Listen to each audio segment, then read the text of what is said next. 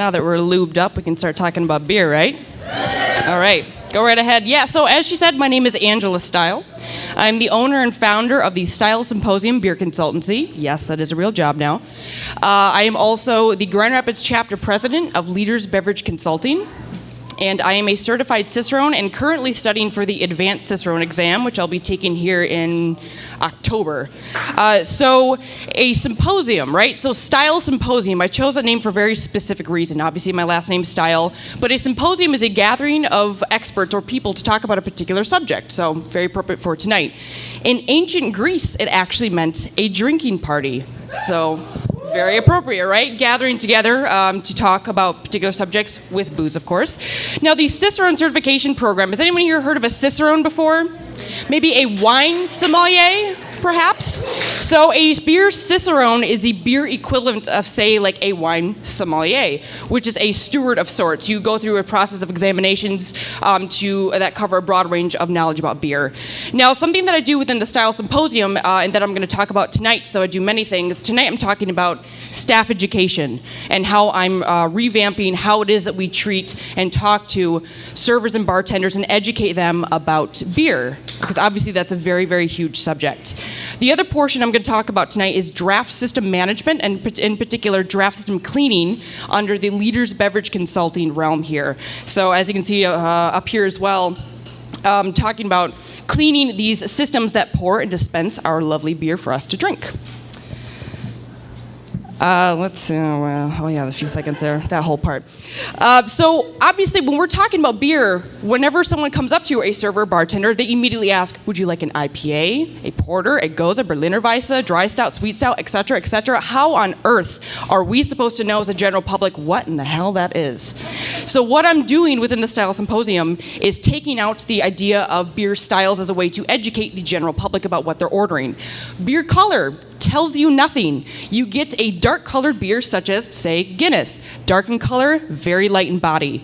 Or say you have a beautiful golden beverage sitting in front of you, looks very light in body, but it turns out this is a Belgian Golden Strong Ale and it will knock you on your ass at 9.5%. So instead what I do in the Steil Symposium is use palate descriptors in order to talk about beer. So asking things like, what kind of beer do you normally drink? What have you tried before that you like, that you dislike? Do you want something today that is fruity, that's dry, spritzy, roasty, toasty?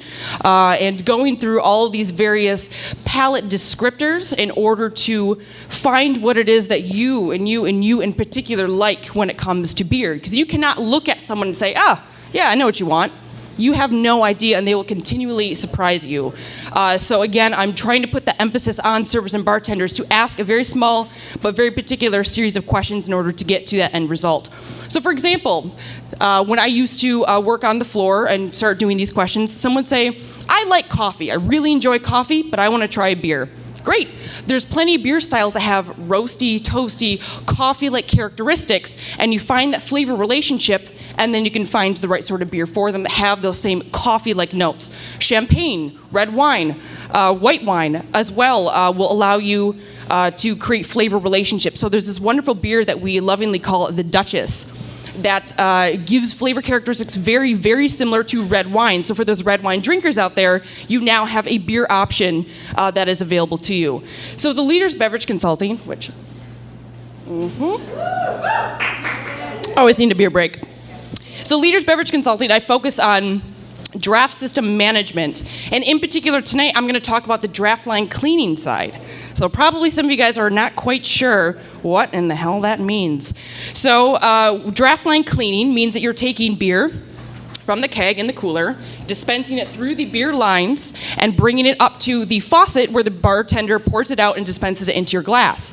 Now, these beer lines need to be cleaned every 2 weeks and with caustic solution, and then done with a cleaning of acid once every quarter. Just like when you're cleaning your dishes at home before you serve something on it, right? Regular practice that we do even in restaurants. You clean the silverware, you clean the dishes, and then you can put the food and items out.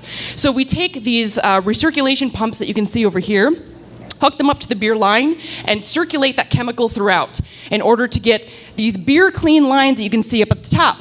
Unfortunately, you see these dirty lines here. A lot of you guys you're drinking all that crud that's in that line.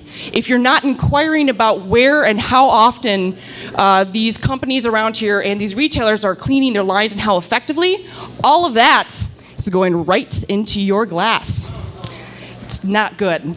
So obviously in Beer City here, we want to pay attention to the quality of our beer. That's very important to us. And unfortunately, in the state of Michigan, we have absolutely no regulation when it comes to draft line cleaning or maintenance. Nothing. It is the Wild West here. So I urge you all to start asking, when are my lines being cleaned? What am I purchasing here? And is it as the brewer had intended? Because we can keep putting in as many breweries as we want in this state, but if we're not raising the quality of beer within our beer culture here, what are we doing in the end? And how long will our beer culture actually advance into the future?